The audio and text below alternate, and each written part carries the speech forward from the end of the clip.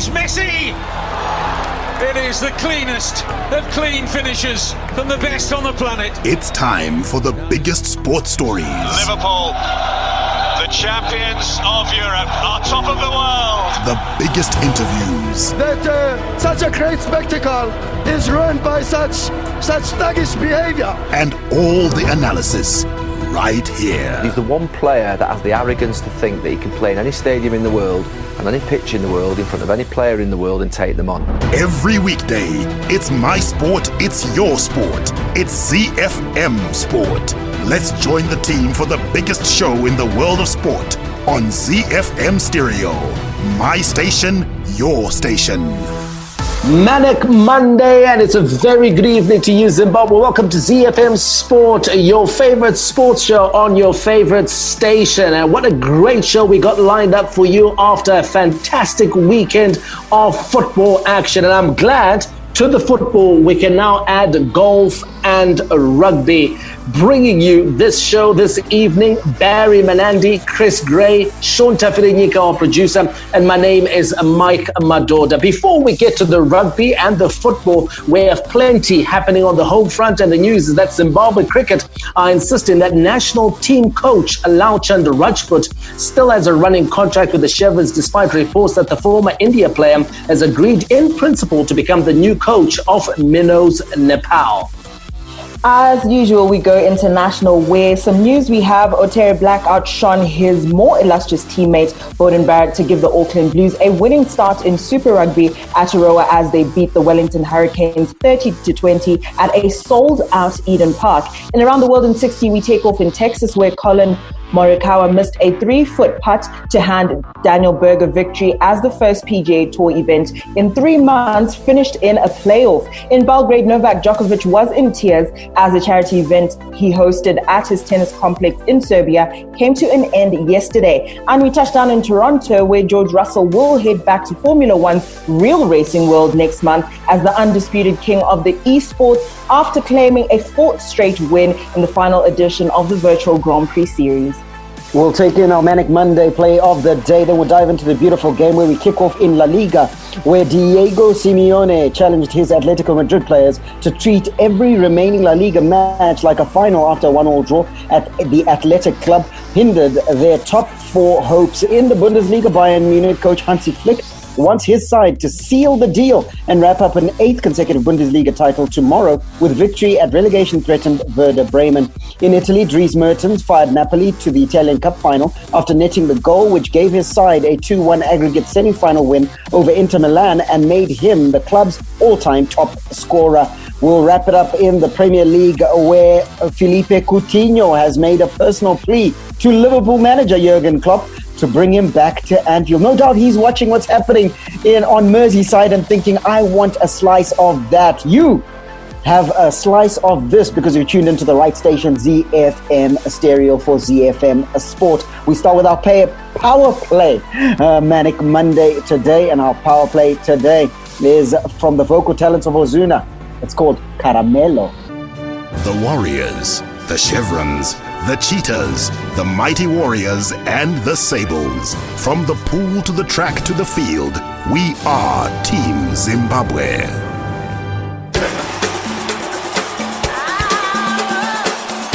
The Home Front. Local sports news and analysis.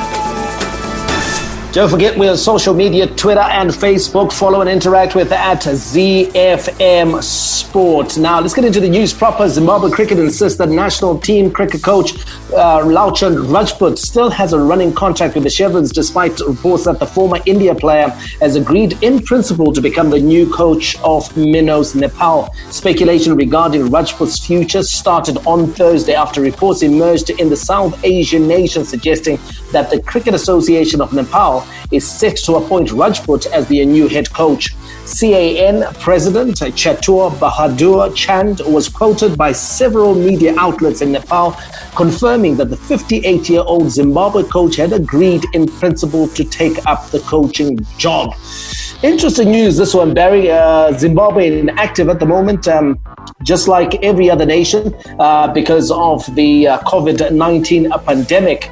And here we are now forced with a real issue which goes beyond the pandemic. And this is trying to retain the services of a half-decent coach and knowing that we don't have any options, or we have very few options when it comes to replacing him.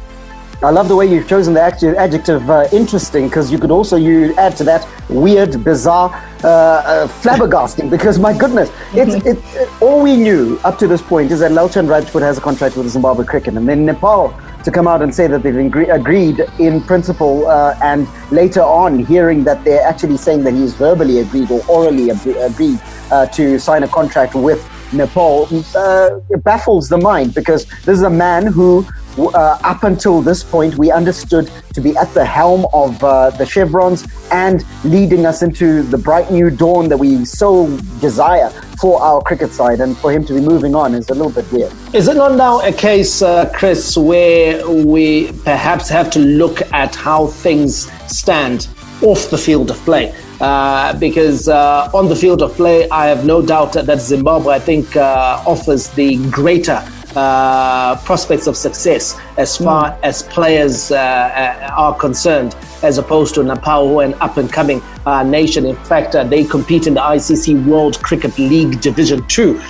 So it's really chalk and cheese as far as Zimbabwe and Nepal are concerned. But off the field of play, with the troubles that bedeviled Zimbabwe, the economy, everything like that, are those some of the considerations that Lalchand Rajput is perhaps making?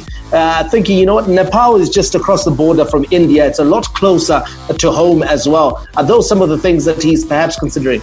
Definitely. I think the instability in Zimbabwe, and I think especially in Zimbabwe cricket, he's been with Zimbabwe cricket since 2018. So he saw all of the issues with the SRC first, and then with the ICC, and then coming back home, and even the suspension being lifted. I think for any coach, things like that indicate a great deal of instability. And for me, if I was the coach, I'd be looking at, okay, go in future, how is this going to play out and how does this affect my future? Another thing, like you mentioned, that Nepal is much closer to home for him. So that might be one of the things he thought of and said, you know what, this is closer to home.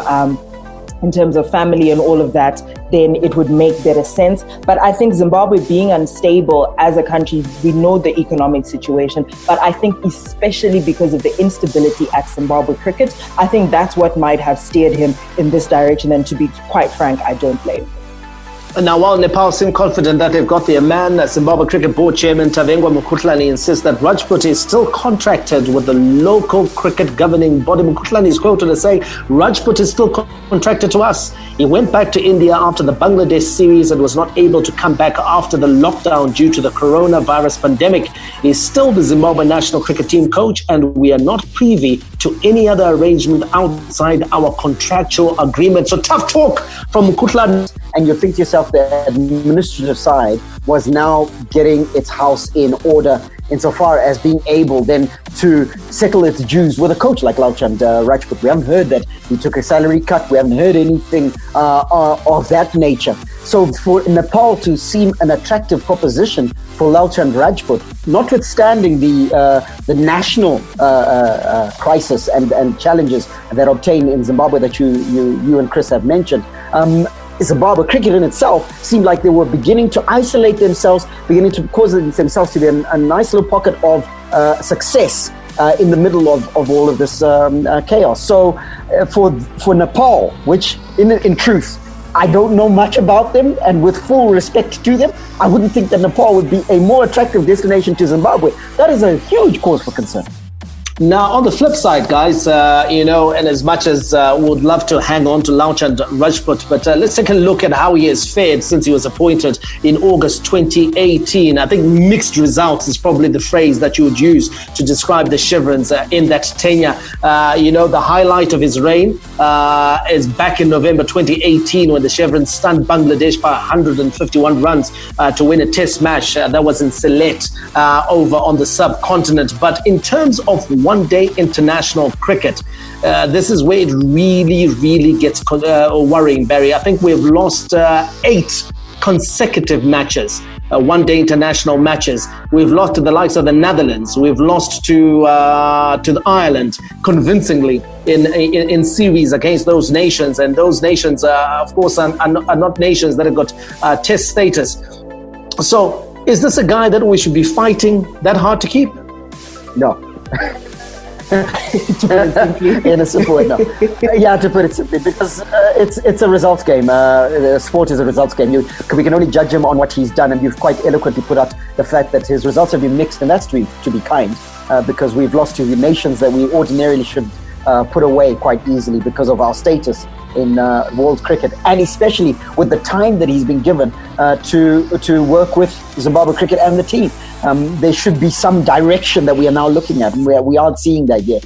So for me, it would be a no. I think it would behove Zimbabwe cricket to be in charge of the situation and then be able to push him rather than for him to jump.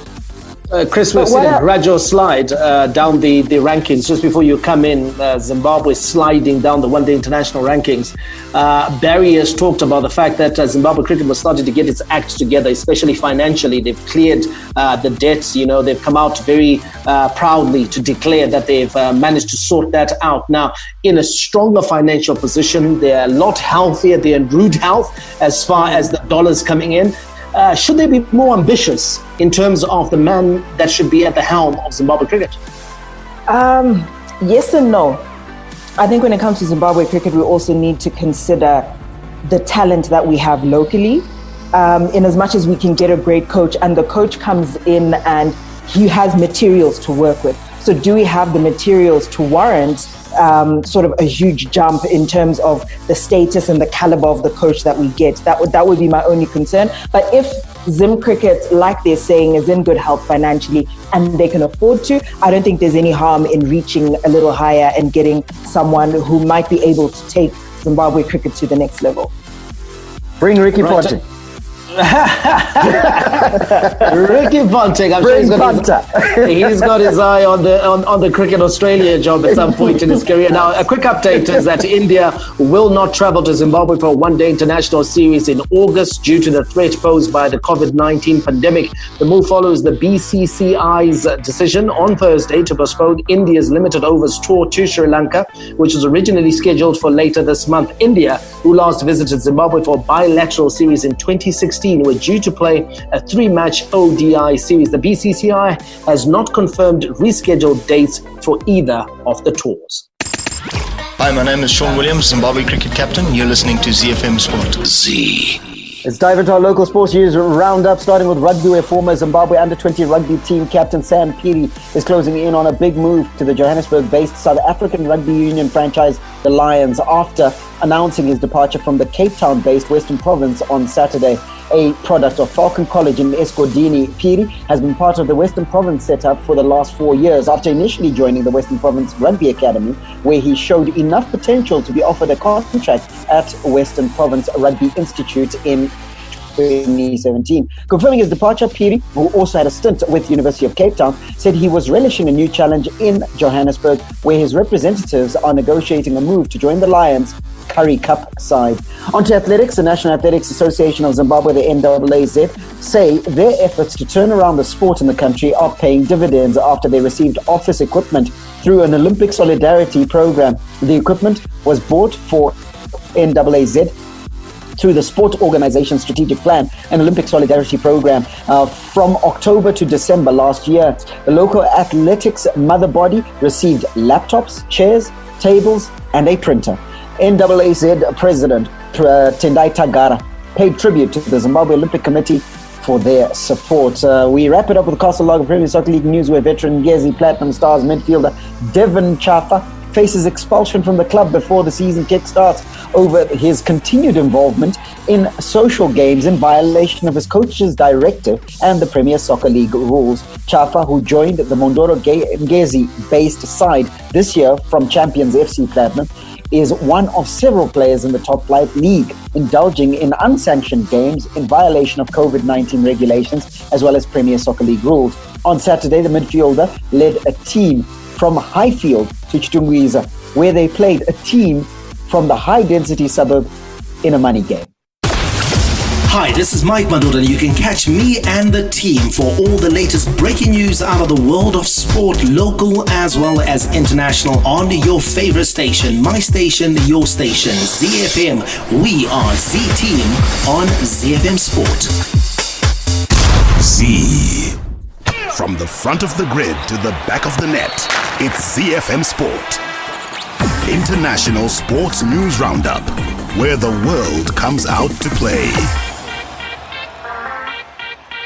Well, as Mike said at the top of the show, we added golf and rugby to football, being the sports that are making a comeback after the COVID-19 break. And Super Rugby Aotearoa, to be specific, kicked off in New Zealand, and Otere Black, he outshone his more illustrious teammate Beauden Barrett to give the Auckland Blues a winning start in Super Rugby Aotearoa as they beat the Wellington Hurricanes 30 points to 20 at a sold-out Eden Park. Fly half Black was perfect off the tee with 3 penalties and 3 conversions for 15 points, and combined with fullback Barrett to increase the tempo and drive the Blues in the second half when the visitors were heavily penalised.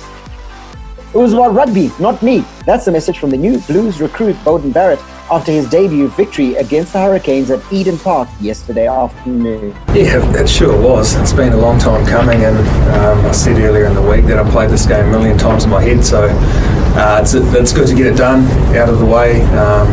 Obviously there's that emotional hurdle to get over, playing all my mates, and as well as starting a new chapter in my career as well. So very proud of the start and the effort from our boys tonight. It was about rugby being back and about everyone coming to support this team, the Blues, also the Hurricanes for some, but just a celebration of rugby that it's fantastic to be back playing, and to see the support. We're absolutely blown away with the support, so hopefully we can get that when we're back in a couple of weeks' time. Z. It's almost a Hollywood script, isn't it, Mike? Beauden Barrett, probably the biggest transfer in Super Rugby, certainly this season, but maybe Super Rugby combined in the history of Super Rugby. And he starts off by playing his former team, the Hurricanes. He didn't have a bad showing, only that Otere Black was absolutely spellbinding. Yeah, absolutely. And it was very emotional. Barry, you could tell the Hurricanes haven't taken his move away from Wellington very kindly. And it showed, like in the first 10 minutes when Dane Coles ploughed through him for that opening try from the Hurricanes. And then he was yanked into the celebrations as well. Just for good measure. Just for good measure, as they were rubbing it in. They were rubbing it in, and he took it in good spirits. Credit to him. Laughed it off, and at the end of the day, he had the last laugh, because the Blues beat the Hurricanes somewhat surprisingly, because you have to go back to the last few years and think that heading into an encounter like this, no one would have given the Auckland Blues a chance, but they've worked a lot off the field of play to bring in a team that can now challenge for supremacy in New Zealand. And it's good to see, because the Auckland Blues were the Crusaders before the Crusaders. They were the dominant team when Super Rugby started. If you go back to 1995, they were the team that were competing with the Sharks out in Durban. And then, of course, at the turn of the century, the Crusaders came to the fore and became the preeminent New Zealand franchise. But the Blues were the team back then, and they looked like they want to go back there. And the signing of Beauden Barrett, I think, signals the intent. And I don't think they're going to stop there. They're going to try and bring in 1 or 2 more pieces, or 1 or 2 more All Blacks, to make sure that they're able to challenge the Crusaders as the top team. As for Otere Black, I thought he was fantastic. He was given the kicking duties, and he was fantastic, 100% from the kicking tee, and that's all you can ask for in a match like that versus the Hurricanes. So fantastic from him, and decent job from Beauden Barrett at fullback. Yeah, and that news of Beauden Barrett starting at fullback was headline news on Friday when the news filtered through, Chris, that Beauden Barrett would start at fullback. And everybody thought to themselves, oh goodness, okay, he's played there before, he's not a bad player at all. And the real questions were like Otere Black, or what do we expect, what are we going to get? To the rugby aficionados like Mike, They knew that, the boy can deliver. But all of us were pleasantly surprised to see that, my goodness, it seems like there's almost a lateral movement in the quality of New Zealand New Zealand player. I was about to say All Black. New Zealand player that's coming through, and certainly for the Blues. Definitely, and I think that combination with Beauden Barrett, I think it worked really well. Otere Black showing up and to almost not overshadow him, but kind of bring a different dimension to a game that we all thought would mostly be about Beauden Barrett's shift to the Blues. But Otere Black definitely brought a different element to it. And I think for rugby, I think it definitely does well for the story. Mike, you are no doubt happy to see Dane Coles back to his best. He's auxiliary back, as he loves to be in the black jersey, and doing the same for the Canes. And it's so good to see him fit and firing once again. Yeah, absolutely. Best hooker in the world, bar none, by a country mile. And what he brings to the All Black setup. And I think he was, the fact that he was injured for a long time, and when the World Cup sort of like rolled round, he wasn't 100%. That for me is one of the stories behind why the All Blacks didn't have it in the tank to go all the way last year. He's back now, and like you said, he's an auxiliary back. He's a hooker. He's a forward, but he plays like a backline player. So you often find him out on the wing. And does the job as effectively as any wing. I mean, the way he finished off that try, going past two players, barreling through Beauden Barrett and finishing off just like he was, a proper right winger. So good to have him back, and good to see the Blues. For me, I'm particularly excited about the Blues. Rieko Ioane has moved to midfield as well, and it may signal. It worked, and it may signal a new position for him as well. So I'm excited. Why? Because I'm thinking ahead to the international season, and I am seeing, same old faces in the New Zealand lineup, but I am seeing a different way of playing the game, and there's going to be increased competition in midfield. If Rieko Ioane is trying to play in those positions, we're going to have arguably maybe the spaces which will be open for the All Blacks, I think, are on the wings. I think that's where we can have new players coming in. But as far as midfield is concerned, I see Ngani Laumape, Ryan Crotty, Rieko Ioane, he's going to be playing in that. So there's going to be a lot of competition. Fullback as well is going to be very interesting, because if Beauden Barrett is going to be playing at fullback, that means he's going to be up against his brother, who's going to be playing fullback as well for the Hurricanes. And then they're also going to be up against Damian McKenzie, who's back for the Chiefs. So there's going to be a lot of healthy competition as to who is going to be in the run on 15 for the ABs. Yeah, bit of headaches for the coaches. Last one very quickly, Chris. At Eden Park, a sold-out crowd. For me, New Zealand was just showing off. The rest of the world is sheltering in place. And here you are, out, no masks. Absolutely packed crowd. And in truth, zero COVID-19. They've defeated the beast. They've defeated the beast, and it was quite evident. And I think for any sports fan, just being able to see that atmosphere, everyone is out, no masks, no social distancing, and it was almost like a view of normalcy, which was really great. And shout out to their Prime Minister. She's done an absolutely splendid job. In fact, shout out to all of the female leaders across the world, because we're seeing our return to sport is happening in those countries where there's female leadership. And she did a baby in hand as well, isn't it? Baby in hand. Baby in hand. Oh my goodness. And in truth, we have to salute them, because Germany, the first country to come back with a football, albeit behind closed doors. And of course, Chancellor Angela Merkel is at the helm of the Deutschland. All right, another news, Super Rugby Aotearoa news. Highlanders replacement Brian Gatland slotted a 79th minute drop goal to seal a 28-27 victory over the Chiefs, who are coached by his father, Warren, in the opening match in Dunedin on Saturday. A few minutes earlier, All Blacks playmaker Damian McKenzie kicked a drop goal which had put the Chiefs ahead 27-25 in a match which featured 5 lead changes. What an exciting game to kick off Super Rugby Aotearoa. It's back this coming weekend. The Chiefs take on the Blues, Hurricanes versus the Crusaders. Hi, I'm Trevor Nyakani, the Blue Bulls and Springbok prop, and now you're listening to ZiFM Sport. Around the world in 60 seconds. International sports news. We'll take off in Texas where Colin Morikawa missed a 3-foot putt to hand Daniel Berger victory as the first PGA Tour event in 3 months finished in a playoff. An eerie silence followed the miss as professional golf returned behind closed doors at Colonial Country Club because of the coronavirus pandemic. The atmosphere during the week was described as subdued by Justin Rose and strained by Rory McIlroy. England's Rose finished on 14 under par, one shot outside the playoff. We head over to Belgrade where Novak Djokovic was in tears as the charity event he hosted at his tennis complex in Serbia came to an end yesterday. The world number one missed out on Sunday's Adria Tour final in which Dominic Thiem beat Serbian Filip Krajinovic 4-3, 2-4, 4-2, but the event brought back a flood of memories for the 17-time Grand Slam champion Djokovic, who staged the exhibition while international tennis remained suspended due to the COVID-19 pandemic. We touch down in Toronto where George Russell will head back to Formula One's real racing world next month as the undisputed king of esports after claiming a 4th straight win in the final edition of the Virtual Grand Prix series.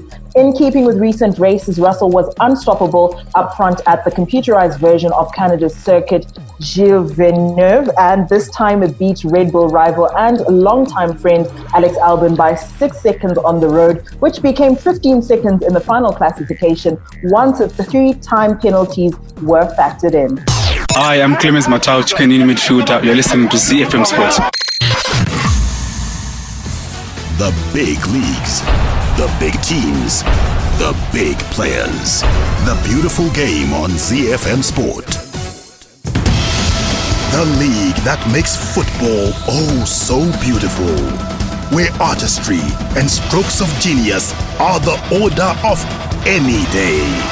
Where the game is played with a smile and the little master creates his magic. It's Lionel Messi! All the news from the Spanish La Liga on ZiFM Sport. The goal the world wants it! Kicking off in Spain, where Diego Simeone has challenged Atletico Madrid players to treat every remaining La Liga match like a final after a 1-1 draw at Athletic Club hindered their top 4 hopes. Throughout his 8.5-year tenure, Simeone has expanded Spain's Big Two to a Big Three, most notably when Atleti pipped Barcelona and Real Madrid to the title in the 2013-2014 season. However, they lie 6th in the standings after Saturday's stalemate at St. Mamés, with a 13th top-flight draw this season, setting an unwanted club record. Let's hear from Simeone, who spoke after the game. A ganar esa segunda pelota, generar buena presión en campo nuestro a la pérdida y eso no nos permitía. Athletic Bilbao chose to press us quite high up our half, so that made it a bit hard to play out from the back. Then they scored their goal, followed by an immediate reaction from us. We managed to equalize through Diego Costa, and then it went to half-time. In the second half, we saw a very different half to the first half. We were close, but couldn't secure that victory that we needed. I believe that we were able to maintain that stability and competitiveness that we wanted throughout the entire game. We needed our players to be fully fit and playing well so that we can win. It will be complicated and difficult, but it will be fantastic if we can continue playing well in the final games of the season. It's something different playing without the pressure of rival supporters making noise. It's not simple and easy, but we have to get used to it because it's something new to us all. There are obviously going to be difficulties along the way, but they are the same difficulties for every single team in every game. But they are the same difficulties for every single team in every game. Ike Munyain giving Athletic the lead in an empty St. Mamés Stadium, but it was a lead they couldn't hold on for too long. 2 minutes later, the returning Diego Costa slotting the ball in after a through ball from Koke, his skipper at Atletico Madrid. A 1-1 draw, Chris, and a disappointing result for Atletico Madrid because they were chasing Champions League football and they needed to win at all costs. Definitely, and they needed to win every single game in this run-in, and that result for them possibly putting a dent in the entire campaign. We wait to see what happens, but honestly, I think at this point, they're sitting in 6th and they could have been sitting at 4th. So for me, they needed to get those 3 points and they didn't manage to, which is disappointing because missing Champions League football for a team that's been doing relatively well is going to be disappointing for themselves and for their coach. Barry, the only thing that, or the only positive that can come out of this is that Real Sociedad, which is the team occupying the 4th and final Champions League place, had to fight for a draw themselves. So there is no mathematical difference in position from where they were before the resumption of football and where they are now. So they still have that chance. They are 4 points behind that 4th and final Champions League qualifying place. Yeah, 3 points it is. And yes, that is consolation, but I think it needs to be held in the broad light of day. And the hierarchy at Atletico Madrid have been in football long enough for them to begin to see that this Atletico Madrid side is now giving them the law of diminishing returns. And for me, chief among them is the man they call Cholo Simeone. He's no longer delivering what he used to. So I think a tough decision needs to be made. If it's not made now, they may be forced into making it certainly next season. What's the tough decision, Barry, that you keep talking about? The tough decision that needs to be made. What is it? The tough decision is to shake on it with Diego Simeone. I think they need to go a different way. They need to, obviously they need to recruit. The playing staff, some of it, the likes of Koke have served the team well and are good players, but it's time to start managing that transition. But they gave him a new contract, Barry. I think it was just last year that made him the highest paid manager in the world. He's earning almost double what Pep Guardiola earns at Man City. Surely this signals the fact that the Atletico Madrid hierarchy believe in his methods and want him to stay there for a long time. And fair dues to them. But they're going to have to fall on their sword on that decision. Because for me, you can see it. He's tried at the beginning, the first third of this season, he tried to change things and become a more attacking team. Now he's trying to go back to the Simeone we know and love, who plays an ultra defensive game and hits you on the break, and still the results are not coming. So if they qualify for the Champions League, it's going to be out of the other teams above them slipping up more so than what they've done actively. Is that a situation that Atletico Madrid are going to be happy with? If they are, then I'll question their ambitions. So like I said, they've been in football long enough. If you can't see that this is no longer working, then you need to have your glasses checked. Well, Chris, I know what Barry is saying, and of course he's speaking from a football perspective, but also we must also take into consideration the financial situation that clubs find themselves in, especially with the coronavirus pandemic, and no one knows the true health and financial state of these clubs until, of course, financial reports start trickling in at the beginning of next year, and then we're going to discover who's in rude health and who is not. And so the question I would ask is that, is it a risk worth taking, sacking Diego Simeone now, a man who's reportedly earning 40 million euro a year, and having to pay him off upwards of 150 million euro just to get rid of him? Is that something worth doing? Honestly, I think that depends on whether or not they qualify for Champions League. As it stands, they still have a little bit of a chance to qualify. It's looking shaky, but I think that decision needs to be made on whether or not they make Champions League football. Because like you're saying... But even if they don't qualify, Chris, can they afford it? 160 million? I don't think any club in the world at the moment can afford 160 million to get rid of a coach who's not doing too terrible, if we're totally honest. He's doing a mediocre job. I think that's what the situation is and where they are. But in order for them, I think, to come to a decision where they're saying we're going to be paying out that large sum of money, which I think personally they would rather invest in other aspects of the team, then I don't think that's the decision they'll be making. I would rather they spend that amount of money, say, on the transfer market. rather than trying to get rid of Diego Simeone. Well, Atletico are 6th on 46 points, level with 5th place to Getafe, who lost at Granada on Friday, and 4th place Real Sociedad, who of course who drew yesterday versus Osasuna, and then Athletic are in mid-table with 38 points. Key results from the weekend: Real Madrid cruising past Eibar 3-1 in the club's first game back, and of course that was also a match which marked manager Zinedine Zidane's 200th match in charge at the club. They moved Los Blancos back to within 2 points of Barcelona after Barcelona had beaten Mallorca 4-0. Lionel Messi grabbing 2 assists and scoring a goal as Barcelona were hardly tested in that game. And it's a game that was marred, Barry, by, of course, a pitch invasion, which sort of like brought focus to the coronavirus pandemic security and social distancing protocols in La Liga.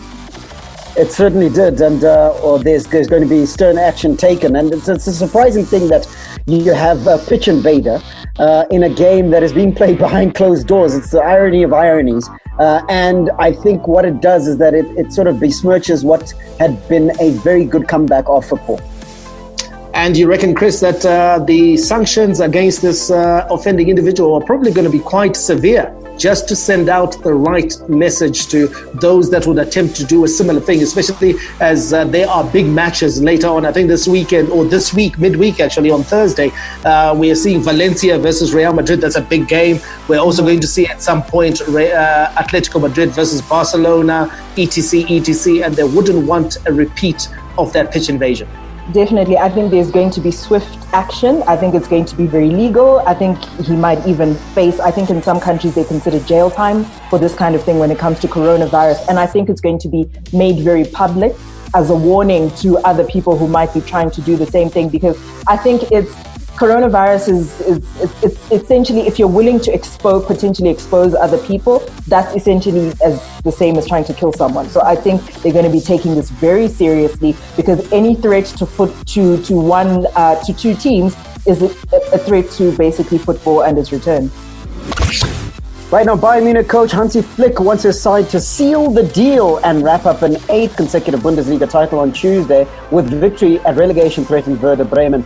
Top scorer Robert Lewandowski and Thomas Muller, one shy of the record for assists in a single season, are both available again after missing Bayern's 2-1 win over Borussia Mönchengladbach due to suspension. Victory at Bremen, where Bayern have won all 12 games over the last decade, will clinch a record-extending 30th league title and the first leg of a potential treble in Flick's debut season in charge. No Lewandowski, no Muller, no problem, Chris. No problem, Barry, and they managed to clinch that win, but it was definitely not a smooth ride. I think we saw Borussia Mönchengladbach fighting in that particular game. I think had they taken their chances, the scoreline might have been a little bit different. Look, in the end, what matters is that they managed, Bayern Munich managed to get their win, and now they're well on their way to getting that trophy once again. And well on their way, yes. And Hansi Flick, yes, he will be thankful to all his attacking staff who have been scoring the goals for him. But no doubt, certainly in this Borussia Mönchengladbach game, he's got to give thanks to Manuel Neuer, who we saw back to his best and absolutely needed to be, as Chris is pointing out, Mike? Yeah, absolutely. Neuer, I think he's been sort of like fairly average over the last 2 years, Barry. He didn't recover quite well from the injury that he suffered.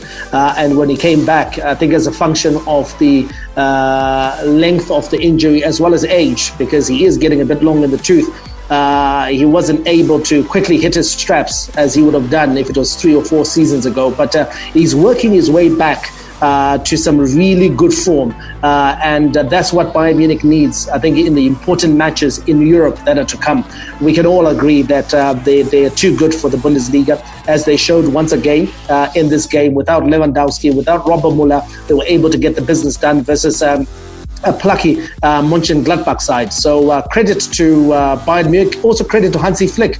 I think, what is it now? It's 17 wins in 18 matches that they played this year. So he's turned them into a mean, hungry machine.